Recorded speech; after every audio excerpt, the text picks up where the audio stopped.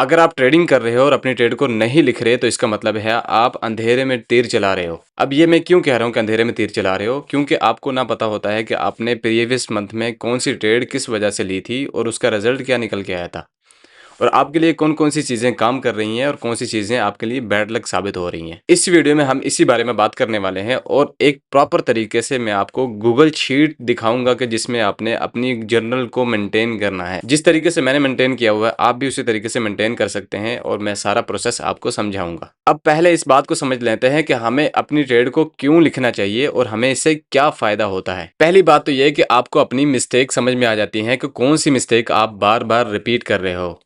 दूसरा ये कि आपको ये बात समझ में आ जाती है कि आपकी कौन सी अच्छी चीज वर्क कर रही है। और तीसरा आपको ये बात समझ में आ जाती है कि आप कौन से पेयर पर ज्यादा ट्रेड कर रहे हो, कौन से पेयर पर कौन सी स्ट्रैटेजी अच्छे तरीके से वर्क कर रही है। जो इमोशनल मिस्टेक आपने की होती हैं वो ट्रैक होती हैं, जैसे कि ओवर ट्रेडिंग करना, रिवेंज ट्रेडिंग करना। दूसरे नंबर पे बात आती है कि आप अपने डिसिप्लिन को इम्प्रूव कर सकते हैं और अपने इमोशन को कंट्रोल भी कर सकते हैं। वो इस तरीके से कि आपकी इमोशनल मिस्टेक रिकॉर्ड हो रही होती हैं, जैसे कि ओवर ट्रेडिंग करना, रिवेंज ट्रेडिंग करना।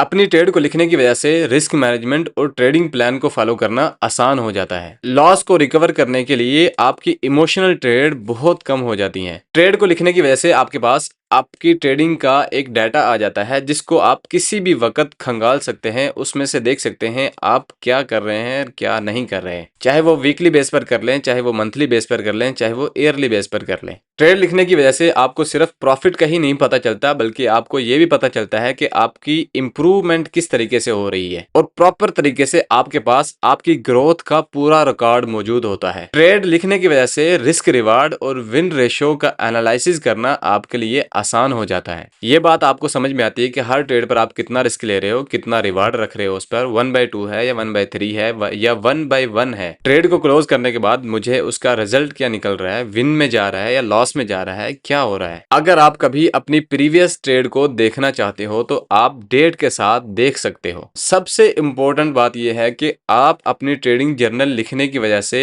अपने अंदर कॉन्फिडेंस और क्लैरिटी महसूस करते हो। फिर आपकी ट्रेडिंग सिर्फ गेस के बेस पर नहीं हो रही होती, बल्कि आप एक प्लान के मुताबिक ट्रेड कर रहे होते हो। इसलिए मैं कहता हूं कि आपके अंदर कॉन्फिडेंस आपके प्रीवियस ट्रेड डाटा से आता है, ना कि इमोशन से। जब भी आप ट्रेड लेते हो आपके पास क्लियर रीजन होता है और आप फिर उस बिना पर ट्रेड लेते हो। फिर उस ट्रेड पर आपको लॉस हो या प्रॉफिट हो, आपको अंदाजा होता है कि मैंने इस ट्रेड में क्या किया था और आप उसे कभी भी देख सकते हैं। अब मैं आपको अपनी गूगल शीट पर लेके जाता हूं और मैं आपको वहां पर अपना प्लान समझाता हूं कि किस तरीके से आपने ट्रेडिंग जर्नल लिखना है। क्योंकि गूगल शीट हर बंदे के लिए अवेलेबल है जिसके पास भी जीमेल का अकाउंट मौजूद है। बिल्कुल फ्री है। जो तरीका मैं आपको बताऊंगा उस तरीके से आप भी उसे इस्तेमाल कर सकते हैं। यहाँ पर मैंने कुछ डाटा लिखा था ताकि मैं आपको ये चीजें समझा पाऊं। पहले मैं आपको समझा देता हूं कि इसमें आपने रंग कैसे भरने हैं। तो पहले तो ये कि अगर ज्यादा आप सेलेक्ट करना चाहते हो तो ऊपर रखकर ड्रैग एंड ड्रॉप करिएगा, आप यहाँ पर मजीद यहाँ पे सिलेक्ट कर पाएंगे।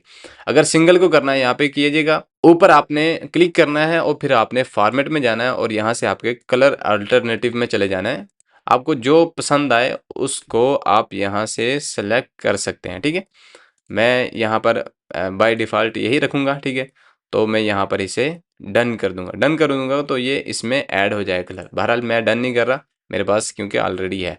जब ये कर लेंगे तो ये वाला खाना जो होगा ये भी इस तरीके से हो जाएगा। आप उसमें अपने हिसाब से कलर भर सकते हैं। फिर उसके बाद आपने क्या करना है, इसमें ऐड करने हैं ये चीज़ें, ये ऐड करना है, ये लिखना है। डबल टॉप करके यहाँ पे लिखेंगे। लिखने के बाद आपने यहाँ पर आके इसमें बीच में इसे कर देना है।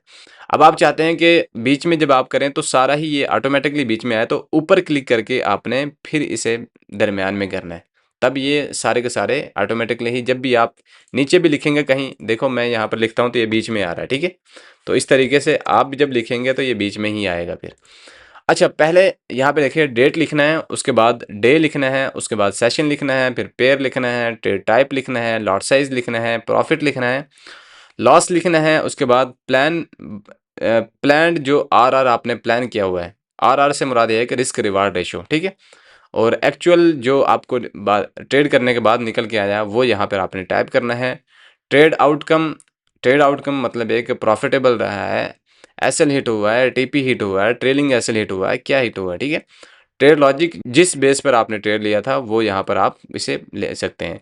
उसके बाद मिस्टेक, जो आपने मिस्टेक की थी वो यहाँ पर आप लिख सकते हैं। अगर आप किसी भी खाने को मज़ीद बढ़ाना चाहते हैं तो देखो यहाँ पर मैं ऊपर लेके जा रहा हूँ ना इस लाइन के दरमियान में, तो मैं इसे मज़ीद भी बड़ा कर सकता हूँ। ठीक है, अब हम थोड़ा मज़ीद देख लेते हैं मैंने क्या लिखा है। डेट में मैंने डेट डाल दी है जो डेट थी, और डेज़ में मैंने अपना दिन डाल दिया जिस दिन मैंने ट्रेड की थी। सेशन में मैंने वो सेशन डालना है जिस सेशन के दौरान मैंने ट्रेड की थी। अब लंदन और न्यूयॉर्क दो सेशन के दरमियान मैंने, यानी कि दोनों सेशन ओपन थे उस वक्त मैंने ट्रेड की थी, तो मेरे लिए ट्रैक करना अपनी ट्रेड को आसान होगा। ठीक है, मुझे अंदाज़ा भी हो जाएगा हाँ दोनों सेशन ओपन थे उस वक्त मैंने ट्रेड ली थी।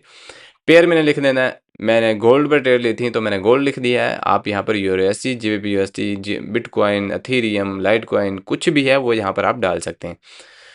ट्रेड टाइप में आपने लिखना है बाय किया था या सेल किया था। उसके बाद लॉट साइज आपने यहाँ पर सेलेक्ट कर लेनी है जो लॉट साइज आपने रखी होगी। ठीक है, उसके बाद प्रॉफिट, जो प्रॉफिट आपको उस ट्रेड में हुआ होगा वो यहाँ पर आपने डाल देना है। ठीक है, लॉस यहाँ पर आपने डाल देना है, अगर लॉस नहीं हुआ तो आपने ज़ीरो डाल देना है। ठीक है, और अगर लॉस हुआ तो यहाँ पर आपने वो डाल देना है। प्लान्ड आरआर में आपने वो लिखना है कि जब आपने ट्रेड ली थी तो आपने रिस्क रिवार्ड रेशो कितना रखा था, यानी कि रिस्क कितना था और रिवार्ड कितना था। जैसे कि मेरे केसेस में 1/2 है या 1/4 है, आपके केस में 1/1 भी हो सकता है, 1/3 भी हो सकता है, 4, 5, 6, 7 कुछ भी हो सकता है।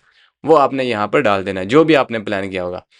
प्लान करने के बाद जो एक्चुअल आरआर निकल के आया है, यानी कि ट्रेड प्रॉफिट में गई, उसके बाद आपने एसएल को ट्रेल किया है जो भी किया, या बैक आके एक्सल एसएल दोबारा लगा, तो उसमें आपको रिजल्ट क्या निकल के आया, माइनस आरआर में है या प्लस आरआर में है। तो अगर प्लस में है तो प्लस लगाइएगा, अगर नहीं लग रहा तो ऐसे लिख दीजिएगा। अगर माइनस में है तो माइनस यहाँ पे लिख दीजिएगा। ठीक है, माइनस लिख दीजिएगा और आप यहाँ पर इसे ऐड कर सकते हैं। उसके बाद ट्रेड आउटकम, ट्रेड आउटकम क्या निकल गया, एसएल हिट हुआ था, टीपी हिट हुआ था, ठीक है, या ब्रेक इवन हुआ था, वो यहाँ पर आपने डाल देना है। मेरा क्योंकि ट्रेलिंग एसएल हिट हुआ था मैंने ट्रेलिंग एसएल हिट डाल दिया है, टीपी हिट हुआ था मैंने टीपी यहाँ पे डाल दिया। तो इस तरीके से आप यहाँ पर डाल सकते हैं। ट्रेड लॉजिक आपने बताना है कि ये मुख्तलिफ हो सकता है, मेरे केसेस में मुख्तलिफ है, मैंने क्या देखा था मैंने वो देख कर आप यहाँ पर जो है ट्रेड लगाई थी। आप अपने मुताबिक यहाँ पर ट्रेड लगा सकते हैं जो लॉजिक आपके पास होगा। यानी कि आपने सपोर्ट पर लिया था, सपोर्ट लिखिएगा कि सपोर्ट पर मैंने ट्रेड लगा रहा हूँ। ठीक है, सपोर्ट पर लगाई और उसके बाद आपने देखना है कि वहाँ पर मैंने स्ट्रॉन्ग कैंडल देखी थी, स्ट्रॉन्ग कैंडल के बाद आपने लिखना है कि मैंने वहाँ पर जो है ब्रेक ऑफ स्ट्रक्चर देखा था। तो ये सब चीज़ें आप यहाँ पर लिख सकते हैं।